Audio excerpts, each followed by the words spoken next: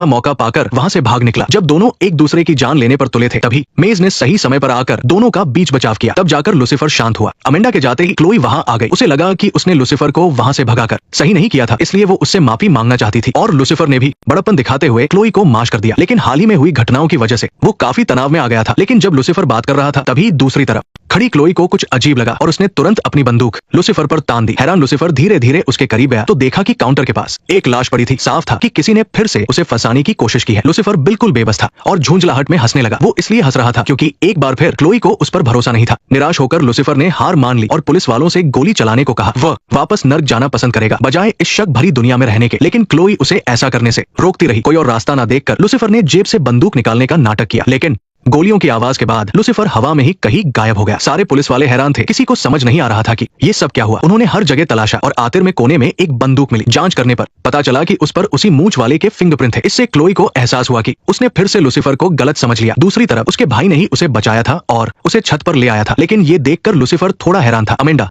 तो हमेशा उसकी जान लेना चाहता था, फिर आज उसने उसे कैसे बचा लिया। दरअसल अमेंडा द्वारा जिंदा किए जाने के बाद से वो मूंछ वाला पागल हो गया था और लगातार लोगों को मार रहा था। हालात अब बेकाबू हो चुके थे। अमेंडा ने कभी नहीं सोचा था कि ऐसा होगा, इसलिए वो चाहता था कि लूसीफर उस मूंछ वाले को ढूंढकर वापस नर्क भेजने में उसकी मदद करे। थोड़ी देर सोचने के बाद लूसीफर ने अमेंडा की मदद करने का फैसला किया। सुरागों का पीछा करते हुए दोनों एक पुराने गोदाम तक पहुंचे। ये वही जगह थी जहाँ वो मूंछ वाला अक्सर आता जाता था। लेकिन दरवाजे के बाहर कई हटे कट्टे गुंडे रास्ता रोके खड़े थे। लग रहा था कि उन्हें पीटे बिना वो अंदर नहीं जा पाएंगे, इसलिए दोनों बिना कुछ सोचे समझे उनसे भिड़ गए। उन सभी को ठिकाने लगाने के बाद दोनों गोदाम की तलाशी लेने अंदर गए। लेकिन जैसे ही अमेंडा अंदर घुसा, अंधेरे में छिपे उस मूंछ वाले ने उस पर हमला कर दिया। गनीमत रही कि लूसीफर सही समय पर वहां पहुंच गया। हालात बिगड़ते देख मूंछ वाला वहां से दुम दबाकर भागने लगा। लूसीफर उसका पीछा करना चाहता था, लेकिन अमेंडा को बुरी तरह घायल जमीन पर पड़ा देख उसने अपने भाई की देखभाल करने का फैसला किया। लेकिन उसे एक शैतानी खंजर से मारा गया था और लूसीफर के पास इसका कोई इलाज नहीं था। अच्छी बात यह रही कि तभी शैतान मेज वहां आ गई। उसे पता था कि ऐसे जख्मों का इलाज कैसे करना है। इसके बाद लूसीफर ने फिर से उसका पीछा करने का फैसला किया, लेकिन भागते समय मूंछ वाले का सामना वहां पहुंची क्लोई से हो गया। उसने देखते ही उस पर गोलियां चला दी। मूंछ वाला अपना पर्स वापस लेना चाहता था,